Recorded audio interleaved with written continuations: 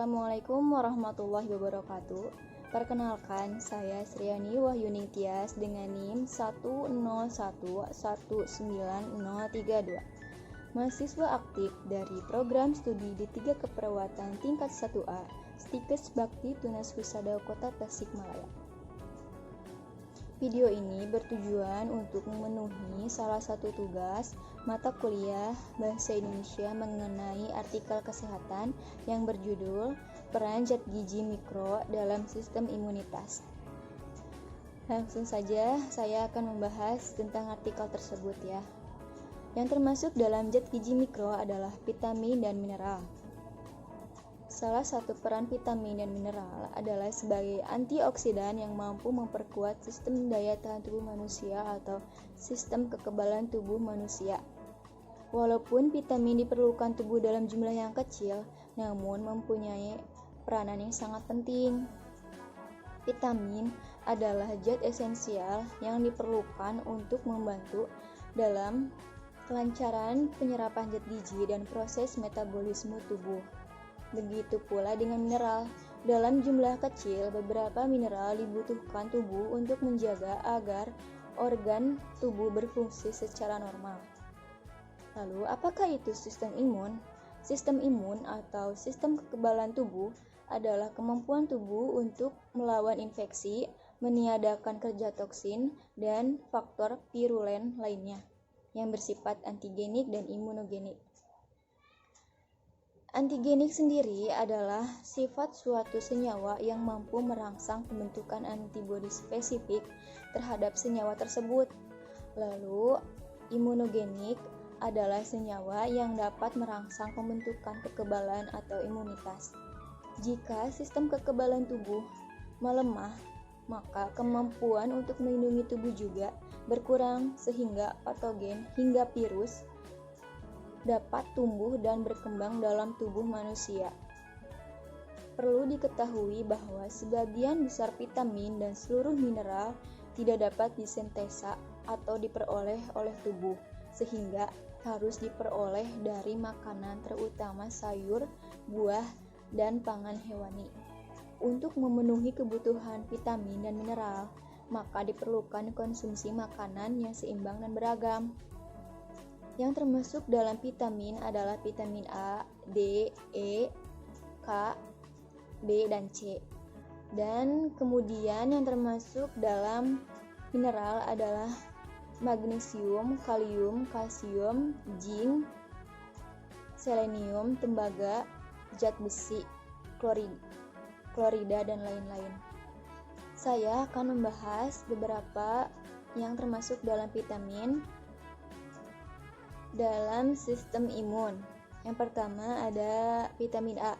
Vitamin A mempunyai peranan penting di dalam pemeliharaan sel epitel. Sel epitel merupakan salah satu jaringan tubuh yang terlibat di dalam fungsi imunitas non-spesifik. Imunitas non-spesifik melibatkan pertahanan fisik seperti kulit, selaput lendir, dan silia saluran nafas atau rambut-rambut kecil yang berada dalam hidung.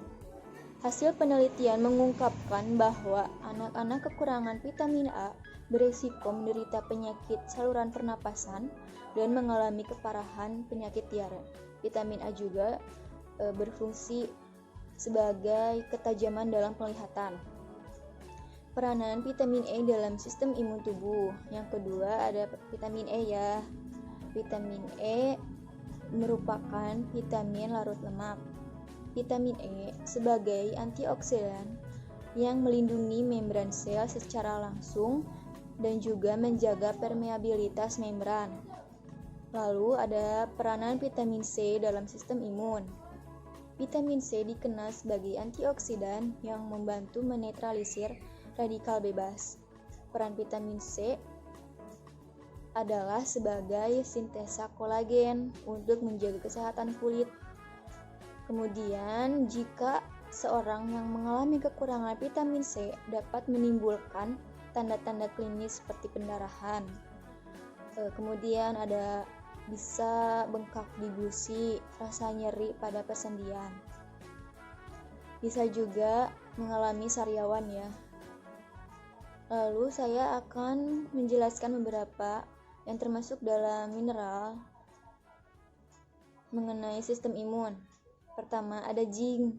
Zinc memegang peranan penting dalam banyak fungsi tubuh, sebagai bagian dari enzim atau sebagai kofaktor pada kegiatan lebih dari 300 enzim. Kekurangan zinc juga berimplikasi pada penurunan ketajaman indera perasa, melambatnya penyembuhan luka, gangguan pertumbuhan atau keterlambatan dalam proses pertumbuhan, kemudian menurunnya kematangan seksual dan gangguan homeostatis. Kemudian ada peranan besi dalam sistem imun. Seperti kita ketahui bahwa besi sangat penting dalam sintesa hemoglobin dan terkait erat dengan masalah anemia. Selain itu, zat besi juga berperan dalam imunitas dan pembentukan sel-sel limfosit.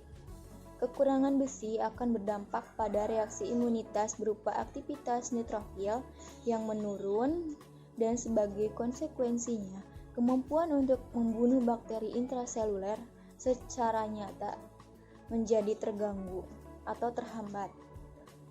Kesimpulan dari artikel tersebut adalah kecukupan zat gizi, terutama vitamin dan mineral, sangat diperlukan dalam mempertahankan sistem kekebalan tubuh secara optimal, karena sebagian besar vitamin dan seluruh mineral tidak dapat disintesa oleh tubuh atau didapat dalam tubuh. Maka konsumsi makanan yang beragam dan seimbang sangat diperlukan, utamanya sumber vitamin mineral seperti buah, sayuran, dan pangan hewani. Beberapa vitamin dan mineral mempunyai peran sebagai antioksidan yang sangat mempengaruhi kualitas hidup manusia, diantaranya seperti vitamin A, vitamin E, vitamin C, zat besi, dan zinc. Zat gizi ini diperlukan dalam sistem pertahanan tubuh karena Zat gizi ini diperlukan dalam sistem pertahanan tubuh karena peranannya sebagai zat gizi antioksidan. Sekian hasil pemaparan yang dapat saya sampaikan. Mohon maaf apabila banyak terdapat kesalahan. Wassalamualaikum warahmatullahi wabarakatuh.